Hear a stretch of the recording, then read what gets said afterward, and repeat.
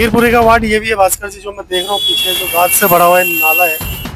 तो यहाँ से मौजूदा विधायक और निगम पार्षद है, क्या काम कर रहे हैं क्या क्षेत्र में? ये वार्ड नंबर 18 का पीडब्ल्यूडी के अधीन आने वाला नाला है। ये जे ब्लॉक 1950 से लेकर जे ब्लॉक 50 तक यही हालात है। आप कहीं भी जाके देख लीजिए, किसी पुलिया पर जाके देख लीजिए, हर जगह नाला इसी तरह जाम है। इस जाम की कुव्यवस्था की वजह से आज हमारा जे ब्लॉक हर गली में पानी खड़ा हुआ है, जिससे क्षेत्र की जनता त्राहिमाम कर रही है। अगर इस नाले को इस एक महीने के अंदर अंदर पूरी तरह सफाई नहीं की गई तो रेजिडेंट वेलफेयर एसोसिएशन और कांग्रेस पार्टी के समस्त पदाधिकारी दिल्ली उपायुक्त पीडब्ल्यूडी के अधीन सभी कर्मचारियों के खिलाफ कंप्लेंट डालूंगा और संबंधित अधिकारी का पुतला दहन किया जाएगा। सर, मेरा नाम बॉबी है। मैं जे ब्लॉक पर रहने वाला हूँ। सर, ये आए दिन की समस्या है यहाँ पर।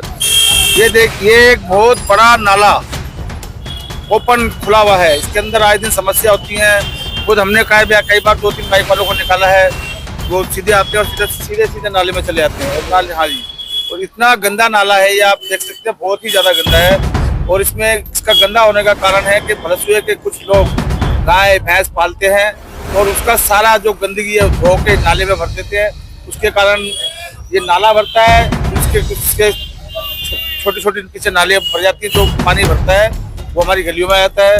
उसके कारण मच्छर, गंदगी, कीड़े, कभी भी आप किसी भी एनी टाइम आके देख लो, नाले भरे मिलेंगे वैसा। तो यहाँ से जो विधायक है भारतीय जनता पार्टी से, सर निगम पार्षद आम आदमी पार्टी से है, तो दोनों की बात की जाए तो दोनों फेलियर है सर, विधायक जी तो ऐसे हैं हमारे कि उनको ना तो किसने इलेक्शन से पहले देखा और ना ही इलेक्शनों के बाद देखा। सिर्फ जगह जगह अपने पब्लिसिटी करने के लिए पोस्टर और बैनर तो लगा दिए हैं, और कभी पब्लिक के बीच में आकर कभी नहीं पूछा कि किसी के साथ कोई क्या तकलीफ है, क्या परेशानी चलती है। बस सर, मैं और कुछ नहीं कहना चाहता। नमस्कार, KCN न्यूज में आपका स्वागत है। आज हम बादली विधानसभा से कांग्रेस के पूर्व ब्लॉक अध्यक्ष ML भास्कर जी से क्षेत्रीय मुद्दों पर सीधी बात करेंगे। भास्कर सर, KCN न्यूज में आपका बहुत बहुत स्वागत है। सर, सबसे पहले हमारे दर्शकों को बताएं, दिल्ली उपचुनाव की बात कर ले सर। 12 सीटों का चुनाव हुआ है दिल्ली के अंदर, क्या लगता है कितनी सीट आने की संभावना है? वोट मतदाता की बात की जाए तो कितने तादाद में घर से बाहर निकलेंगे लोग सर? जैसा कि आप लोगों को पता है, दिल्ली नगर निगम का उपचुनाव हो रहा है। भाई देवेंद्र यादव जी हमारे दिल्ली प्रदेश कांग्रेस कमेटी के अध्यक्ष हैं। देवेंद्र यादव जी का संघर्ष रंग लाएगा और हम 12 में से कम 8 सीटों पे विजय प्राप्त करने जा रहे हैं। 8 सीट आने की संभावना है, कम से कम 8 सीट। जिस तरह सर भास्कर सर आप कह रहे हो कि 8 सीट आने की संभावना है दिल्ली के अंदर, क्या कारण है, क्यों आपको ऐसा लगता है कि 8 सीट निकल जाएगी? वो बड़े बड़े बिहार की बात की जाए, बम्पर जीत हुई है एनडीए की, उसका कहीं ना कहीं प्रभाव दिल्ली पे भी पड़ सकता है क्या सर? देखो, वोट चोरी अलग मुद्दा है। अगर वोट चोरी इनकी सफल हुई, वैसे हम वोट चोरी को रोकने में देवेंद्र यादव जी के नेतृत्व में काफी सफल होंगे, ये हमें पूरी आशा है। जीतने की बात है तो भारतीय जनता पार्टी की जो सरकार बैठी दिल्ली में, जब से दिल्ली में भारतीय जनता पार्टी की सरकार आई है, भ्रष्टाचार चरम पर है। दिल्ली सरकार के अधीन किसी भी काम को आप उठा के ले लीजिए, पीडब्ल्यूडी हो, सड़कों का हाल है, नल पानी का देख लीजिए, कोई भी चीज है, सारी जगह चारों तरफ भारतीय जनता पार्टी विफल हो रही है। वृद्धा की पेंशन आज तक नहीं लगी, दिल्ली सरकार को बनने 1 साल होने जा रहे हैं। ना विधवा की पेंशन है, ठीक है, ना राशन कार्ड अभी तक चालू हुआ है। झुग्गी वालों का तोड़ना निरंतर इनका जारी है।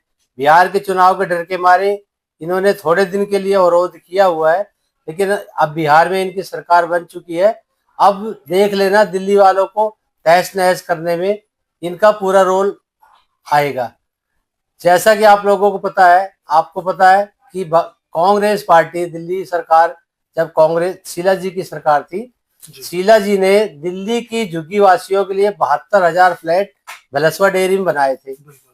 भारतीय जनता पार्टी आज 1 साल से राज कर रही है, 15 साल आम आदमी पार्टी ने राज किया।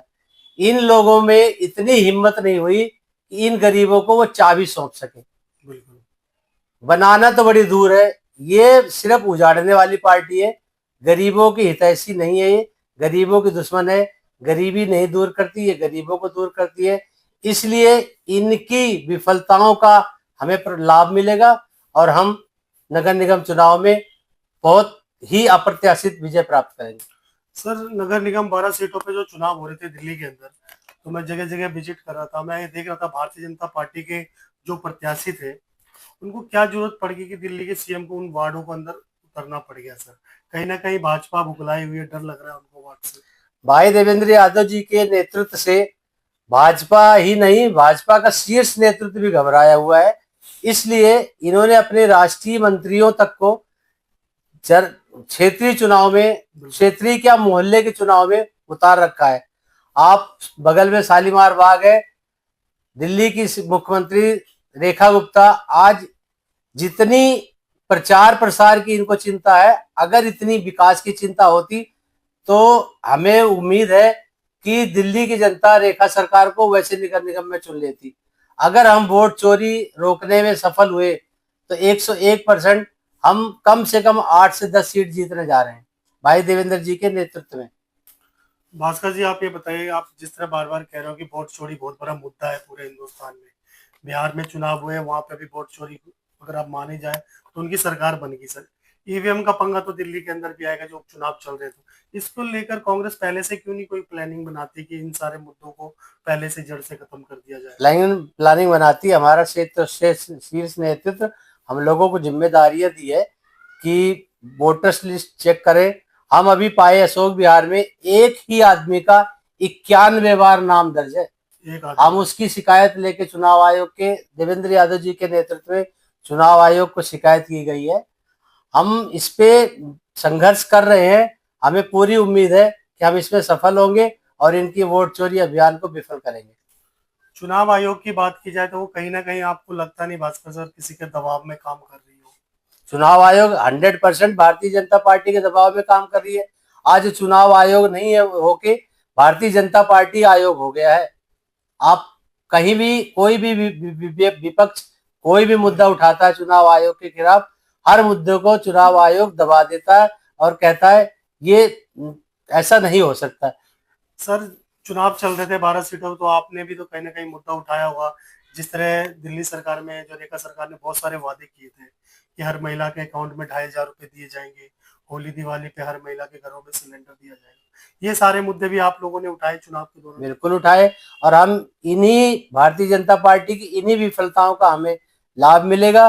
प्लस दिल्ली प्रदेश कांग्रेस कमेटी का संघर्षशील अध्यक्ष भाई देवेंद्र यादव जी का संघर्ष रंग लाएगा और हमें उम्मीद है देवेंद्र जी का संघर्ष और भारतीय जनता पार्टी सरकार की विफलता का हमें पूर्ण लाभ मिलेगा और हम इस नगर निगम चुनाव में विजय प्राप्त करने में सफलता प्राप्त करेंगे। ये तो खैर उपचुनाव की बात की भास्कर सर आपसे, वार्ड की बात कर ले। जहांगीरपुरी ब्लॉक लगता है सर आपका। मैंने देखा, अभी मैं आपके ऑफिस आ ही रहा था तो मैंने देखा रास्ते में गलियों के अंदर पानी भरा पड़ा है सर, पूरी का पूरा। बरसात भी नहीं हो रही सर अब तो फिलहाल, क्या कारण है? हमारे दर्शकों को बताएं क्यों पानी भर जाता है गलियों के अंदर। वो पीने की पानी की बहुत बड़ी समस्या है यहाँ पे। हमारे जे ब्लॉक के साथ में एक पीडब्ल्यूडी के अधीनस्थ एक नाला जाता है। उस नाले में बगल में स्थित भलसवा गांव है।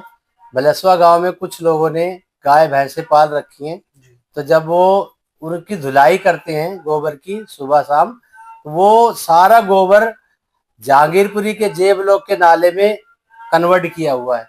अच्छा। जिसकी वजह से पीडब्ल्यूडी के अधीन आने वाला नाला जाम रहता है और जे ब्लॉक की हमारी नालियां उस नाले में उतर नहीं पाती। उस ओवरफ्लो के कारण हमारी नालियां जाम होती। जगह जगह नाली ओवरफ्लो होने की वजह से जगह जगह सड़कों पे पानी खड़ा रहता है। हम क्षेत्रीय अधीनस्थ अधिकारियों को शिकायत करने के बाद भी किसी तरह की कोई समस्या का निदान नहीं होता। अभी भी हमने परसों इस मुद्दे को लेके दिल्ली नगर निगम के आयुक्त को और उपायुक्त को, सिविल लाइन जोन के उपायुक्त को चिट्ठी लिखी है। अब देखिए उस पर अमल कितना होता है। लेकिन मैं आपके माध्यम से कहना चाहता हूं, अगर 1 महीने के अंदर अंदर इस गोबर युक्त नाले का समाधान नहीं हुआ, इस जाम नाले का समाधान नहीं हुआ, तो दिल्ली प्रदेश कांग्रेस कमेटी के अध्यक्ष भाई देवेंद्र यादव जी के दिशा निर्देशानुसार कांग्रेस के सभी वर्कर और मैं रेजिडेंट वेलफेयर एसोसिएशन आई एवं जे ब्लॉक चलाता हूं और आई जे ब्लॉक की जनता प्लस कांग्रेस पार्टी के समस्त पदाधिकारी इकट्ठे होके हम दिल्ली नगर निगम के उपायुक्त का घेराव करेंगे। अगर घेराव से नहीं माने तो हम आयुक्त का ही नहीं आयुक्त का भी पुतला दहन करेंगे। बिल्कुल सर, जिस तरह ये समस्या आप बता रहे हैं, समस्या बहुत गंभीर समस्या बनी है, कई वर्षों से बनी हुई है समस्या। मौजूदा विधायक और प्रतिनिधित्व की बात की जाए तो इन समस्याओं को लेकर जागरूक होने के बावजूद भी काम नहीं हो रहा सर क्षेत्र में। तो कहीं ना कहीं क्या लगता है, प्रशासन भी कहीं ना कहीं अपना मन छोड़ी? प्रशासन बिल्कुल निष्क्रिय है। अधिकारी आंखों में ये देख लो पट्टी बांध के बैठे हैं, उनसे शिकायत करने जाओ बस हाँ कर लेते हैं शिकायत। इसी गली में एक एग्जांपल देता हूँ, इसी जे ब्लॉक की 1100 वाली गली में दिल्ली जल बोर्ड की जो पीने का पानी आता है उस पानी की पाइपलाइन लीक है। पिछले मैं 10 दिन से लगातार कंप्लेंट करता हूँ उनकी हेल्पलाइन पे, आज तक उस पर अमल नहीं हुआ।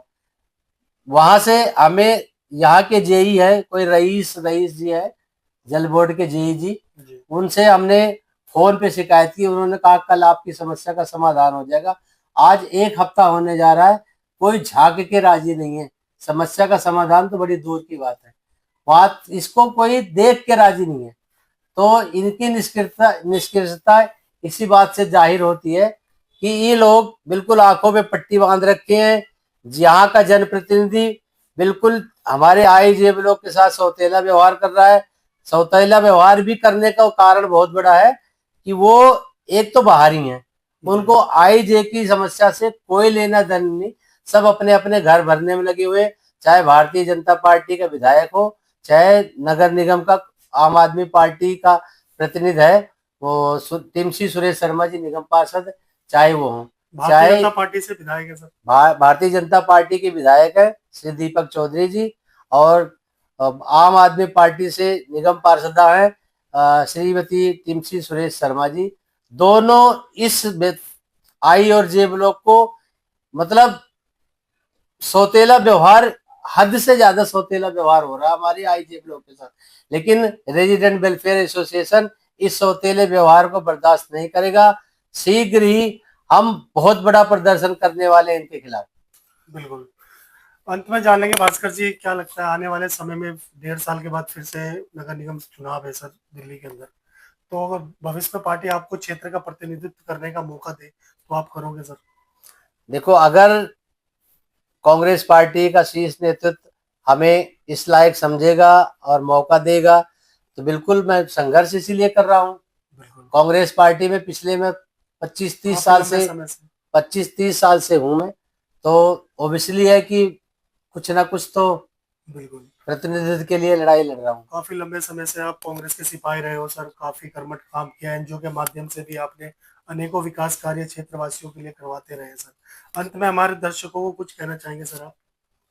बस हम तो अपने दर्शकों से, क्षेत्रीय निवासियों से यही आग्रह करते हैं कि आप आम आदमी पार्टी और भारतीय जनता पार्टी के नुमाइंदों से अगर थक चुके हो, इस क्षेत्र का हित चाहते हो, आने वाले दिल्ली नगर निगम चुनाव 2027 में कांग्रेस पार्टी को चुने और अपने क्षेत्र का विकास चुने। इन्हीं शब्दों के साथ आप सभी से फिर पूरा एक बार आशा व्यक्त करता हूं कि आने वाले 2027 के नगर निगम चुनाव में आप लोग कांग्रेस पार्टी की तरफ वापस मुड़ेंगे और हमें विजय पताका हमें फहराने में मदद करेंगे। धन्यवाद। बहुत बहुत धन्यवाद भास्कर जी, आपका भी, आपने समय निकाल के हमसे बात की सर, शुक्रिया, धन्यवाद सर आपका। Thank you. धन्यवाद।